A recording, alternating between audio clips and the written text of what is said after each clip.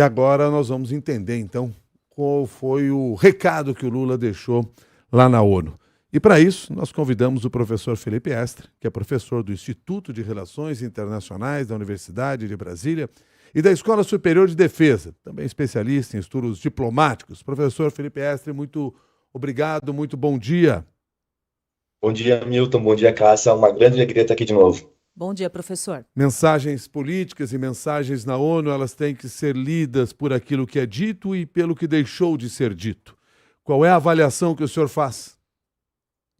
Bom, seguramente a gente precisa ler o que foi dito e o que não foi dito, mas o que a gente percebeu nesses dois discursos é que muita coisa ficou muito clara. Praticamente tudo foi dito. Então, a gente teve um discurso do Lula que foi bastante forte, a 11ª vez que ele vai discursar abrindo a Assembleia Geral das Nações Unidas, e tinha muita apreensão sobre como seria esse discurso, e não foi um tom de apaziguar, não foi o tom de deixar para lá as ações do Trump nos últimos anos, que nos últimos meses em especial, que afetam diretamente o Brasil. Então, o Lula fez um discurso que foi bastante celebrado, ele foi interrompido 3 vezes para ser aplaudido, mas também foi um discurso muito duro em relação a interferências que estão sendo feitas no Brasil, a posição do Trump. E o Trump, por outro lado, não ocupou os tradicionais 20 minutos, mais ou menos, para chefe de Estado, ficou falando por quase 1 hora, falou muito, e falou até de forma um pouco errática em alguns momentos, o que não é de costume lá na Assembleia Geral. E a gente também teve um discurso que foi bem direto e abordou diversos temas, sem muita coisa ficando fora do dito. Queria começar abordando a fala do presidente Lula sobre a soberania brasileira. Qual que é a importância de, num momento como esse, trazer esse tema para esse discurso? Não é a primeira vez que o Brasil ele tem uma fala que, de alguma forma, vai atacar os Estados Unidos. Lá em 2013, quando teve a crise da espionagem da Dilma, esse tema também foi abordado. Mas trazer isso nesse momento, nesse contexto, foi diferente. Porque isso é uma ação do Trump, a forma mais errática do Trump agir no sistema internacional. Ela é um problema para diversos estados e isso acabou afetando especificamente o Brasil, que foi alvo de ações dos Estados Unidos em relação às tarifas, os ministros foram alvo também.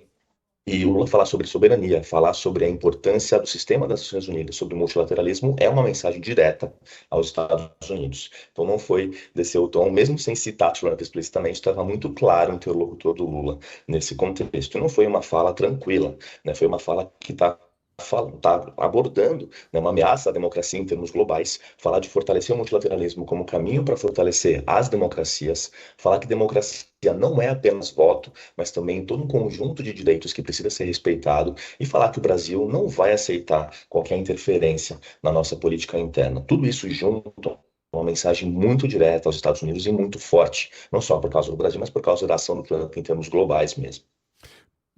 Diante dessa força da fala a qual o senhor está se referindo, do ponto de vista diplomático, o presidente Lula foi até o limite possível e necessário? O discurso do Brasil na Assembleia Geral da ONU é sempre muito esperado, porque desde meados da década de 50, desde 55, de forma quase ininterrupta, o Brasil foi o primeiro país a falar.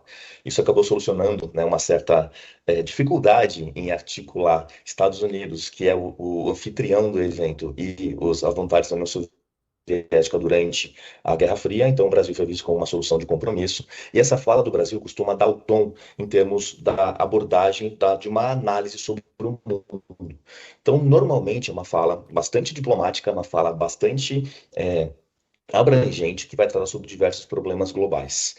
Quando a gente olha a fala nesse momento, foi ao mesmo tempo apontando, indicando elementos cruciais para entender a ordem internacional contemporânea, falando sobre a crise do multilateralismo, falando sobre as dificuldades da ONU aos seus 80 anos em continuar sendo esse fórum tão importante em termos globais, falando sobre a importância da manutenção da democracia, falando sobre o respeito à soberania também na América Latina e Caribe contra intervenções, inclusive falando sobre Haiti, Cuba, falando sobre uma solução de compromisso na Ucrânia, falando sobre a situação em Gaza, clima, comércio. Então o Brasil ele passou por todo aquele pacote de avaliação sobre a ordem internacional, mas valorizando o papel da ONU e valorizando o multilateralismo como sendo o caminho para se seguir, para ter uma ordem mais estável. Multilateralismo é justamente respeitar esse arranjo de instituições, esse arranjo de acordos que são estabelecidos entre os Estados. Fazer isso era o esperado. Esse tom extra dessa crítica a esse contexto está intimamente associado à situação brasileira, mas também está intimamente associado ao principal país que se esperava que articulasse essa ordem internacional, o país que foi o grande construtor dessas instituições, que é os Estados Unidos, atuando contra essas instituições. Então, por mais que tenha sido um discurso forte, era um discurso esperado na tribuna que o Lula estava ocupando em face às ações dos Estados Unidos. Então, foi elegante do ponto de vista diplomático, foi um discurso muito bem estruturado, na minha visão, e conseguiu fazer essa avaliação global, mas também colocar muito clara a posição do Brasil e valorização das próprias Nações Unidas como fórum para resolver problemas internacionais. Quando o presidente fala de reforma da ONU, defende uma reforma da ONU, do que ele está falando exatamente? Que tipo de mudança, que tipo de alteração seria essa?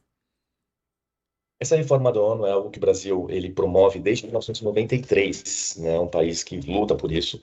Lá no começo dos anos 2000, junto do Japão, da Índia e da Alemanha, o Brasil passou a buscar uma reforma do próprio Conselho de Segurança das Nações Unidas, que é aquele órgão mais restrito, mais com poder decisório, que só tem 15 membros, 5 permanentes e 10 não permanentes, para que esse conselho seja ampliado e que novos países sejam também membros permanentes. Então, o Brasil tem esse discurso já há bastante tempo e normalmente fala sobre a importância da reforma.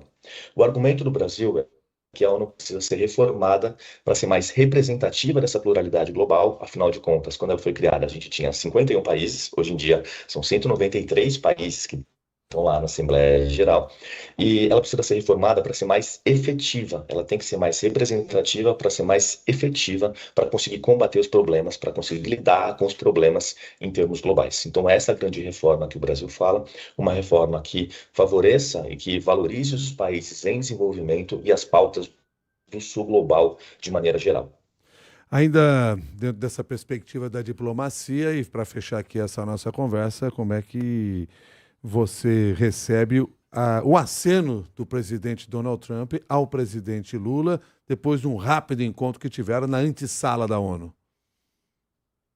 Não dá para dizer que não foi surpreendente, né? Porque o Trump ele tem uma atitude bastante errática em termos internacionais, o que dificulta, né, qualquer diálogo, né? O tratamento do Trump ele acaba sendo muitas vezes difícil, o trato é muito difícil. Ele tem, como há um tempo atrás, quando recebeu o Zelensky, ele bateu boca com o Zelensky, né? Isso em fevereiro, então foi bastante constrangedor aquele momento. Então se tinha muita expectativa sobre o que poderia acontecer nesses 20 segundos. É surpreendente o Trump ter falado bem, ter falado que é alguém com quem ele quer tratar e ter falado sobre um possível encontro na semana que vem, mas entre essa fala e os caminhos efetivamente serem trilhados para que eles se encontrem, para que tenha uma conversa construtiva, a gente tem ainda um salto que a gente precisa esperar para ver se efetivamente vai acontecer. Então foi uma fala surpreendente, mas foi uma fala que indica pelo menos uma disposição ao diálogo que é sempre positivo em termos diplomáticos. Agora resta saber qual é o tipo de diálogo que o Trump vai querer traçar com o Brasil. Professor Felipe Estre, muito obrigado pela sua gentileza, suas informações e análises aqui no Jornal da CBN. Um bom dia. Bom dia, sempre uma alegria estar por aqui. Obrigada, professor. Felipe Estre é professor do Instituto de Relações Internacionais da UNB e da Escola Superior de Defesa, especialista em estudos diplomáticos, conversou com você no Jornal da CBN, agora que são 7h43.